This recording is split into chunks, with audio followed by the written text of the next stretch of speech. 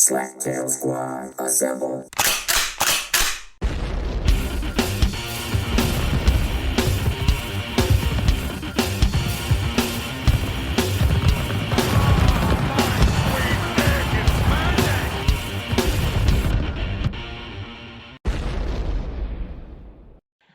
All right, ladies and gentlemen, this is the Slaptail Squad, and welcome back to our second night of our debate.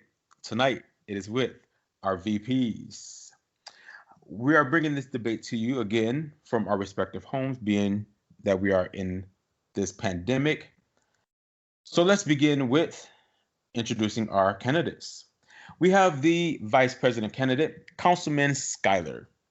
He is known for wearing pajamas more often than most Walmart shoppers.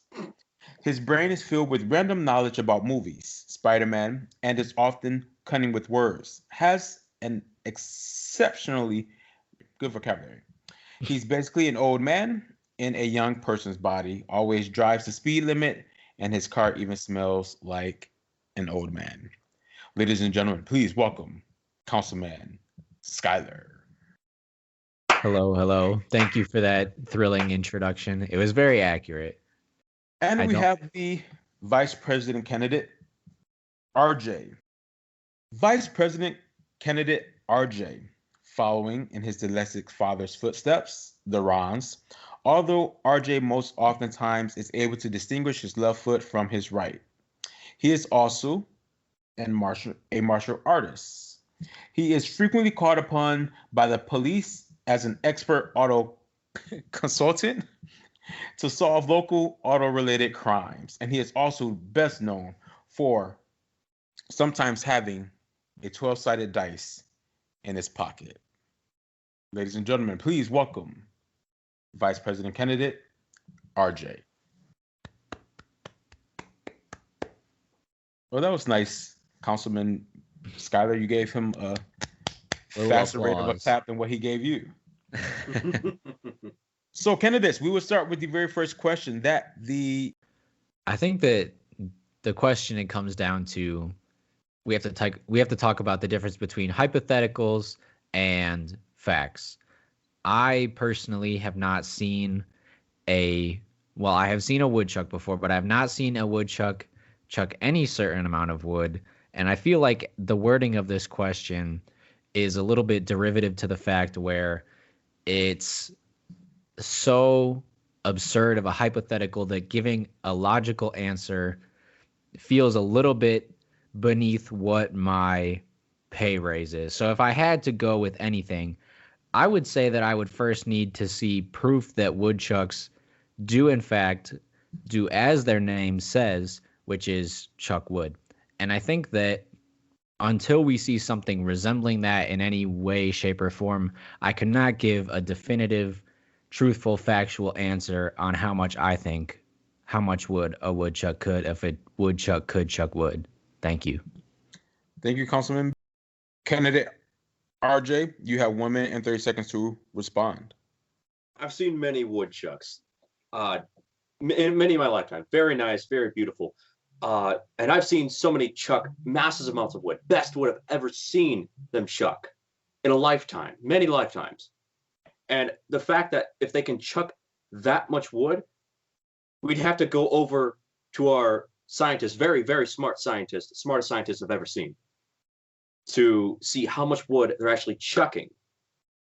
Now, it always depends on what kind of wood they're chucking, because the woodchuck that chucks wood doesn't always chuck the same type of wood that a woodchuck is also chucking wood. Let's say 2 blocks over. You never know. It could be illegal types of wood. Criminals, the criminal woodchucks.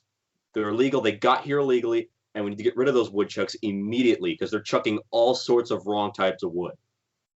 Now, this isn't the same type of wood that you'd wake up with. No, this is the wood that comes down to the bare bones of our infrastructure. This is what's holding us up. We need to make sure that this is the legal type of wood, and how much they're getting is within the legal limits. That's all I have to say. Councilman Skylar, you will have 30 seconds for your rebuttal. Your time begins now. I think that one of the things we need to pay attention to is infrastructure and building the country back up, not on the backs of woodchucks necessarily, but on the backs of the people that are here, that want to come here, our immigrants, our people in these sanctuary cities that need work and they want to work.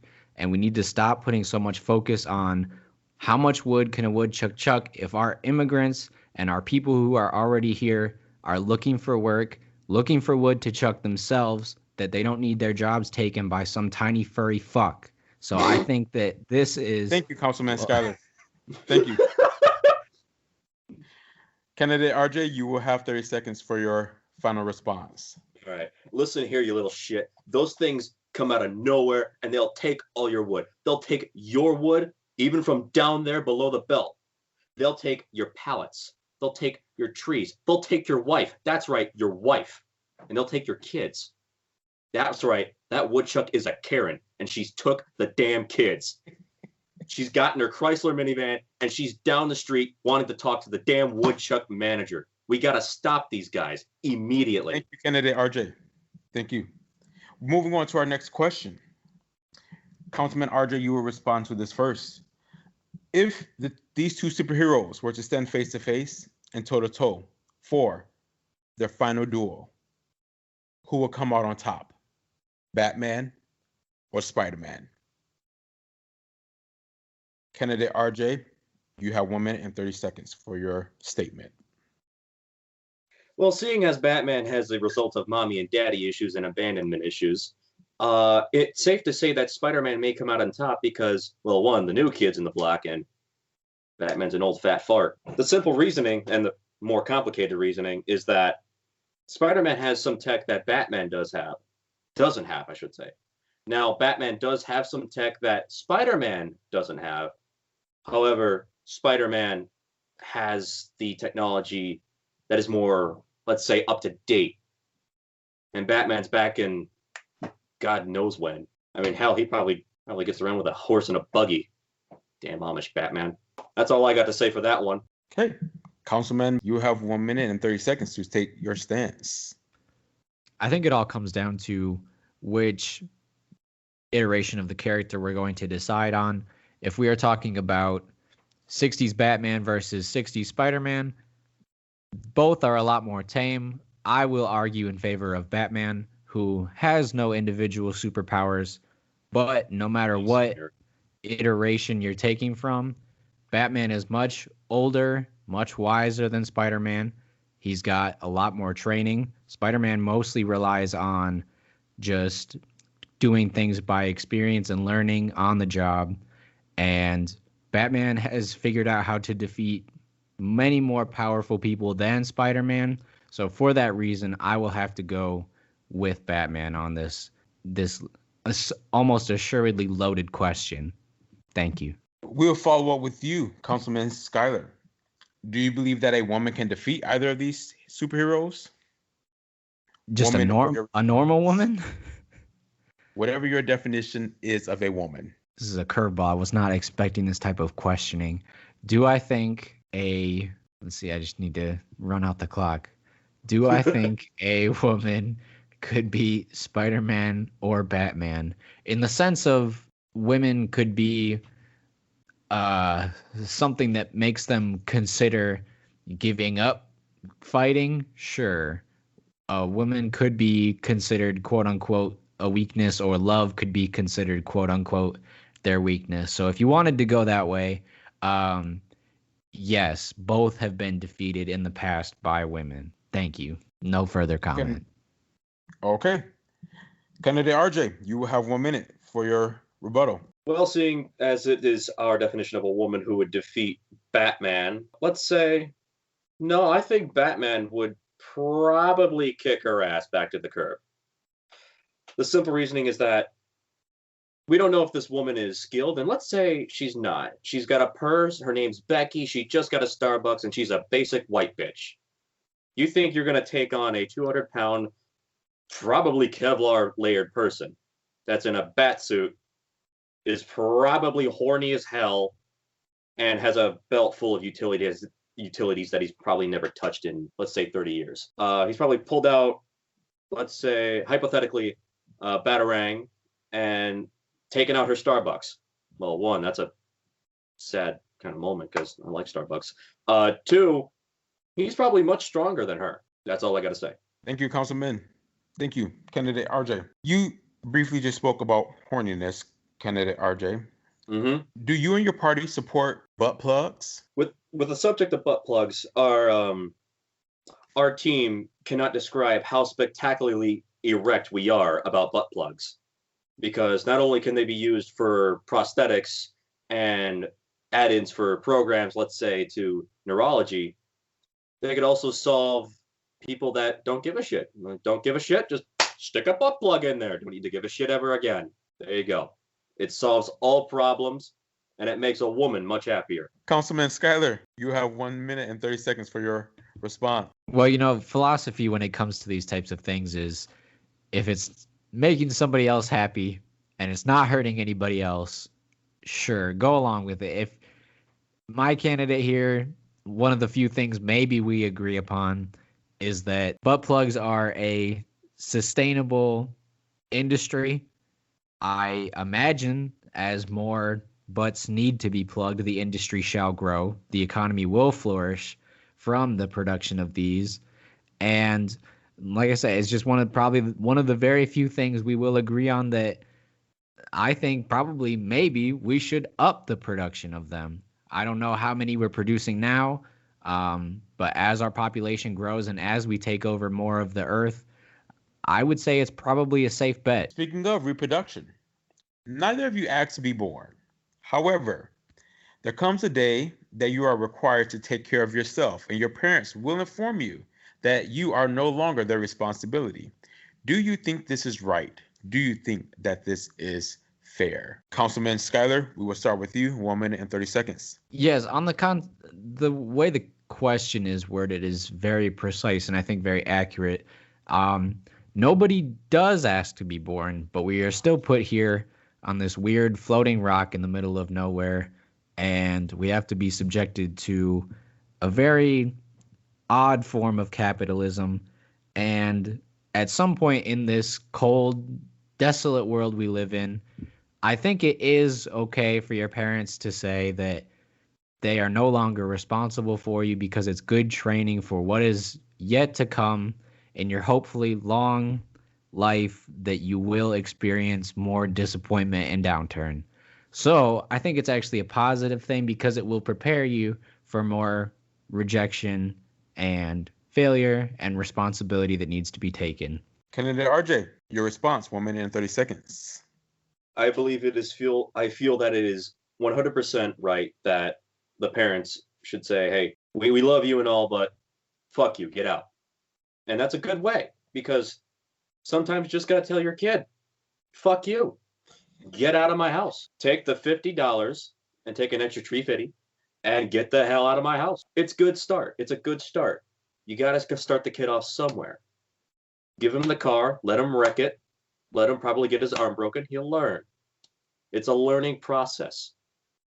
That is how we move on in life, from birth to death, and probably beyond. While we're on the subject of your parents, what did they teach you about digging in your nose? Candidate RJ, we will start with you. 1 minute for your response. Well, the one thing that I've learned about digging in my nose is that you can find very interesting things up there.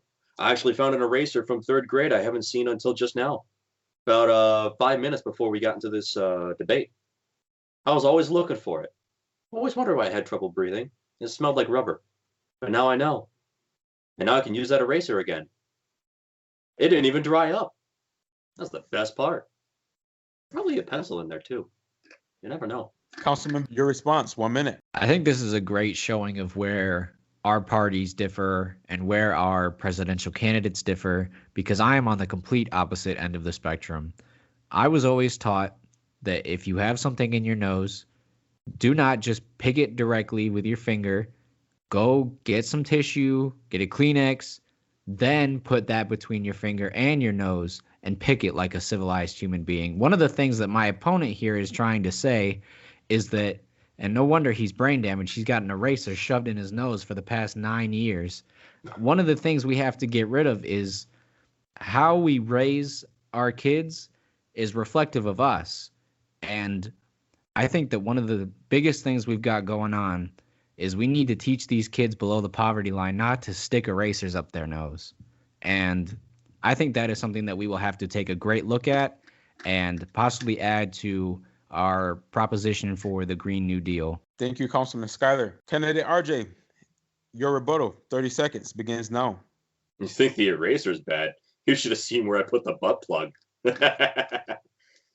Oh, that thing was in there for about 3 years too. I could safely say I didn't give too much of a shit. It's also safe to say that I really had to fart.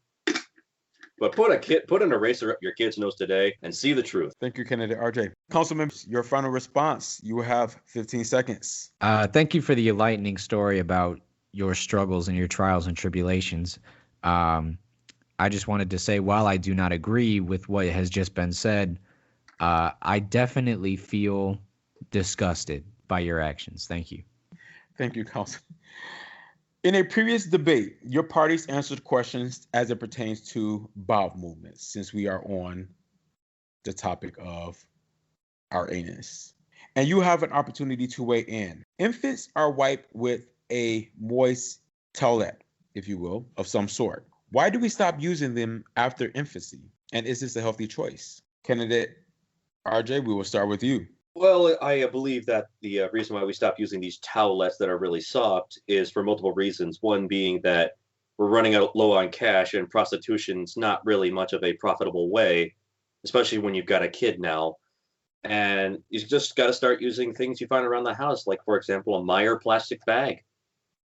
And maybe that cardboard box that came in the mail 2 days ago, even though it was on your parents' your neighbor's doorstep and you took it anyways. Had some weird stuff in it. You sold it on eBay for more drug money, but in the end, you just put it on your baby's ass. Councilman Skylar, your response. I think we have to look at what even is the philosophy behind wiping in the first place. And to get from, the plastic bag or the package, once we start recognizing more why we wipe, I think the percentage of, to quote off the top of my head a completely factual statistic, I think the amount of people that don't wipe in the United States of America is as high as 37%. So if we need to be talking less about making wiping more comfortable. We need to make wiping more accessible for others. And we need to delve into these statistics, figure out who these people are, why they aren't wiping, how we can punish them the most severely because they are ruining the underwear industry. And I think we need to figure out then from there how we can make it a better process. But it's the same as literacy.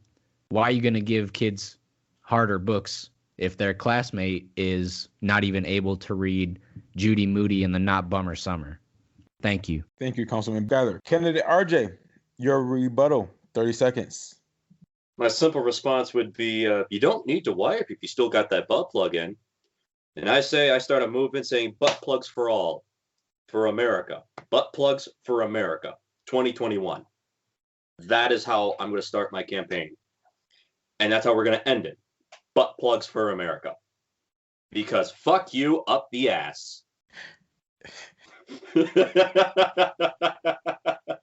Candidate RJ, is that possible if there's a butt plug up there? Is it possible that there's a butt plug up there?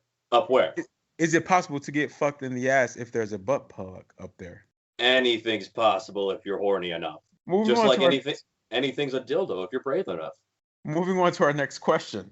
If you're happy and you know it, clap your hands. How many times would you clap with everything that we are experiencing? We will start with Councilman Skylar. On the subject of clapping your hands, I'm not really sure who decided that the best way to describe how happy you are is through a series of claps. I think we could trace this all the way back to probably medieval times, back when things were not going so well. Plenty of dead people in the streets, a plague raging, kind of like how we have now. No comment on that for now.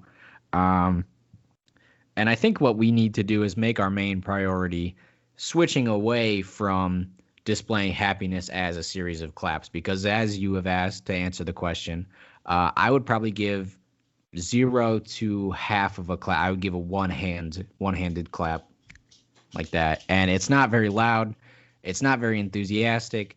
And frankly, everything is terrible. So I think what we need to do is maybe switch lanes and say, if you're happy and you know it, smile. Do something that makes a lot more sense than clapping your own hands that you need to be washing. Thank you. Candidate RJ, you have 1 minute and 30 seconds to respond. Candidate Skylar, how high are you? How the fuck do you do half a clap? Do you just slap the air? Because I know my dad does that all the time when he's trying to block a punch, but for fuck's sake, how high are you? I mean, holy shit. I have no words. You are stoned like a motherfucker. And I respect that.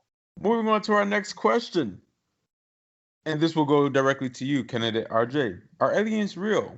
Are Indians real? Aliens. Aliens. Oh, what's the difference?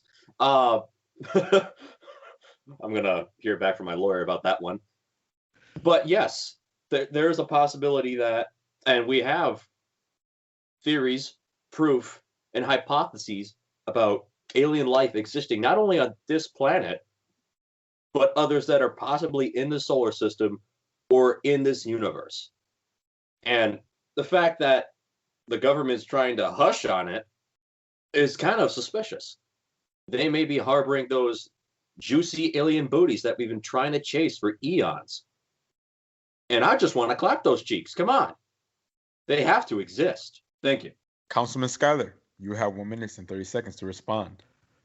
I think what we need to focus on is, yes, more than probability would show aliens do exist, but I think we need to focus on more what kind of supernatural creatures do already exist on our planet that we are neglecting.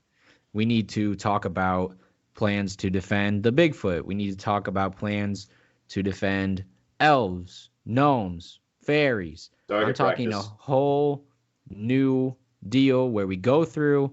We need to create basically a new system like our national park preservation, but for supernatural entities. And if we want to get that done, great. Maybe somewhere down the line we could add aliens to this list. But for now, I think we're focusing too little on our effect on the environment and what that means for our neglected creatures here. Candidate RJ, you have 30 seconds to respond. With all those creatures that you've mentioned, it is a good idea to protect them, and I agree with you on that. However, for a different reason. My reasoning is that Bigfoot, elves, and possibly skinwalkers are quite tasty and are great when you barbecue them. So the fact that we have to preserve them and up their numbers means that the food production in this country will surge through the roof. Thank you, candidate RJ. Councilman Skylar, you have 30 seconds to respond. I think we don't have any problem right now with our food production as far as everything goes. We're looking at a lot more alternatives for meat, which are being proven to have a lot of good effects. And not that I haven't seen any side effects coming from those that are bad. We've started to get back up on our chicken nugget production, which I think is great. And that's going to be something that we should really look forward to. And overall, I think we need to focus on alternatives skewing away from these animals that we need protected. Thank you, Councilman Skylar. Thank you. Bigfoot nuggets. With such companies such as Ship, DoorDash, Grubhub now in effect, do you believe that this will make a mass number of Americans lazy? We will start with Councilman Skylar. You have 1 minute for your statement. I think as far as the American people go, giving them what they want when they want it is a very good method of ensuring happiness, especially in this particularly difficult time. To be quite frank, the American people already are lazy.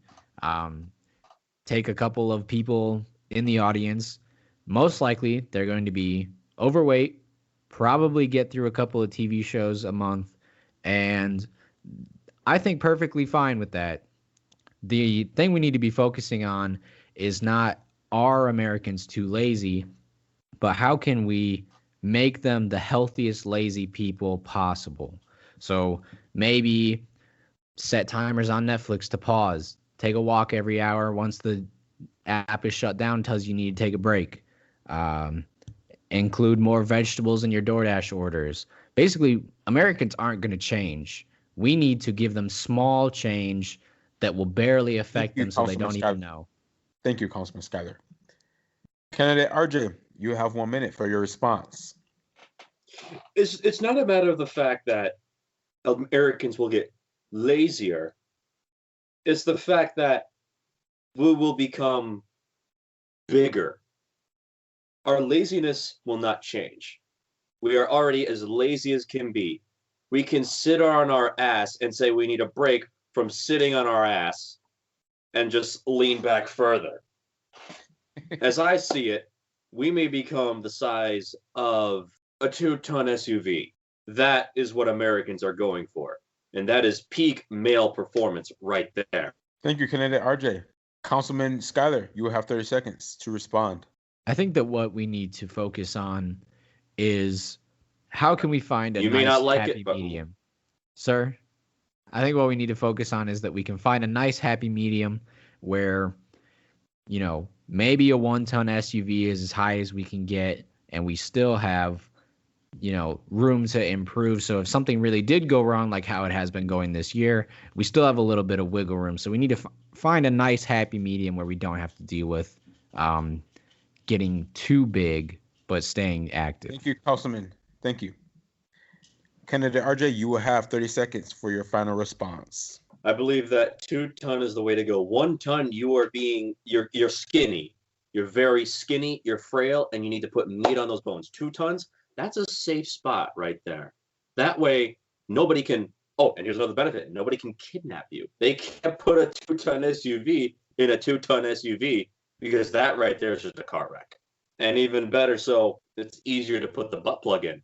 Don't forget that. Don't forget that. Butt plugs for America 2021. That's how it's going to be. Moving on to our next question. Rumor has it that both of your presidential running mates have made statements that when Bugs Bunny dressed as a girl in cartoons, that they could understand why Elmer Fudd found him attractive. How do you respond to these rumors? We will start with candidate RJ. You will have 1 minute for your response. Well, due to an anonymous video online that has been copyrighted by Warner Brothers, it is confirmed that Bugs Bunny is in fact a serial rapist and has violated him multiple times. And now it is being theorized that he is also what is known as a trap, seeing as that he dresses as a female, but is in reality a male, and possibly has a bigger schlong than him, which is by far the scariest shit I've ever seen. Imagine being fucked by a bunny schlong. Councilman Skylar, you have 1 minute to respond. I think it's interesting that we go this route. We need to, everybody's, you know, different strokes for different folks. People's attractiveness is not really for us to gawk at or gauge, really, especially in this conversation of, you know, males dressing as females, females dressing as males. I think what we really need to focus on is who is plotting these episodes, who is drawing Bugs Bunny as a woman, how it is allowed in front of, how they just completely put it out there in the public. And I think what we just really need to focus on is, can we get more wholesome content in front of these children? I think our public broadcasting definitely needs more funding, along with our U.S. Postal Service. Maybe we could come up with a USPS streaming service just for kids. Thank you, Councilman. Thank you, Councilman. Speaking of intelligence, what's more important, being good looking or being smart? We will start with Councilman Skylar. Well, the benefit of doing this debate is that you can clearly see my face. So this question is a no-brainer for me. I already am not in the looks department, so this is an easy one where going with being smart is the correct choice. I've started growing facial hair. I just don't care about how much I look anymore. It's fine. So spending day in and day out learning bettering my mind, and trying to forget just how god awful my body is. I think we need to focus more on brains. Thank you. Candidate RJ, 1 minute for your response. It has to be a mixture of both. Because for what I see in a woman, I would like to see a woman that's nice and curvy. Good ass, okay breasts, not too big, not too small, and overall really cute. But I don't want her dumb as a box of rocks. That's just not fun. And on the same token, I want someone who's intelligent, but I don't want a fat chick. I mean, Christ, how the hell are you gonna haul that? Every time she gets in your car, it's a new suspension. That and new tires. Holy fuck. Just, that's it. You're done. You're not going anywhere. You got a red light, bitch. Councilman Skylar, you have 30 seconds for your final response. I think the way that my opponent here is talking is definitely indicative of America's climate today. We've got the incident last week with the governor almost being kidnapped, and now we've got some mustachioed, long-haired son of a bitch talking about he doesn't want any fat chicks. And I think what we need to focus on now is protection of these women no matter what they look like. Granted, I don't like fat women either. A neck beard. Sir, I have not interrupted you and your pedo stash this entire time. So you want to go that route, you little shit, huh? Thank you, Councilman Skylar. Candidate RJ, you will have 30 seconds for your final response. All right, you little shit. You better listen here, and you listen here good. I can grow more facial hair on my mustache than you can grow on your damn neck beard. You fat fuck with a Getty Image background with a green screen. I don't need a green screen, and I don't need to hide my looks. And I don't need to brag about growing facial hair. Hell, I shaved today. Long story short, fuck you. Thank you. And we will move to our final question. Tell us your feeling about zoo animals and living and them being bred in captivity. We'll start with candidate RJ. Some of these animals, unfortunately, cannot survive in the wilderness. I cannot think of any on the top of my head. However, there are so few in numbers that they will be destroyed and utterly raped by nature if they were released into the wild again. And for them being in captivity, they are protected, they are cared for, and they live longer than their usual life expectancy. Thank you. Councilman Skylar, you have 1 minute for your response. Well, the interesting thing about this question is that I do agree with my candidate on this subject. Animals in captivity, a lot of the time, unless they're being bred specifically for preservation of species, a lot of the time they're rescues, maybe will not be able to survive in the current environment that their species is used to. And frankly, I don't think we have much room to talk when we turn our entire lives into a zoo. Everything is on display now. Everybody is always talking about where they are, what they're doing. There's no privacy. So anybody could peer right through that metaphorical cage, and it's just looking back at you. I think we need to focus more on privacy in the home sectors and in the public spaces. And I think that that's just something that we need to focus on more, while also giving our funding to the animals in the zoo who could not be actually as animalistic here as my opponent. Thank you. Thank you, Councilman. Thank you. So your final statement that you can deliver, why should we vote for you and your president? You will have 45 seconds to deliver your response. We will start with Councilman Skylar. I think if you're looking for a nice mix of candidates for outrageously obnoxious and a little more thinking before speaking, let's be honest, you're voting for the president. The vice president is just some bitch who's tagged along that you cannot pick. So I will go ahead and say that if you are looking for a strong, steady hand, you should vote for the president. Me, I could give a fuck if you vote for me because nobody votes for just the vice president alone. Thank you.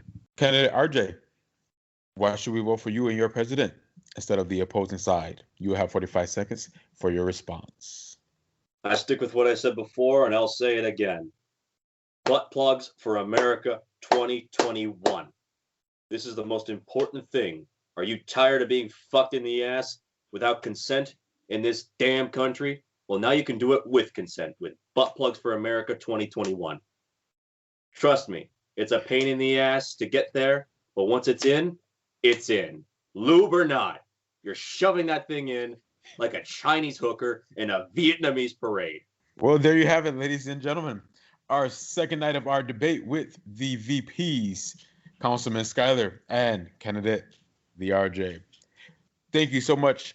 Tune in for our next great debate. And we don't have the Beaveman or the Ronz here to talk about random shit. I know that we used to talk about like Stars and Stripe coffee and some. For this episode, I think we just need to close on a good note, which is we should be proud to live in a country where my opponent and I can go at each other's throats for 40 minutes, and at the end of the day, just go back to doing literally nothing. Just like an American should. Lazy as fuck with a butt plug in the ass. Deuces. Rock on. Goodbye.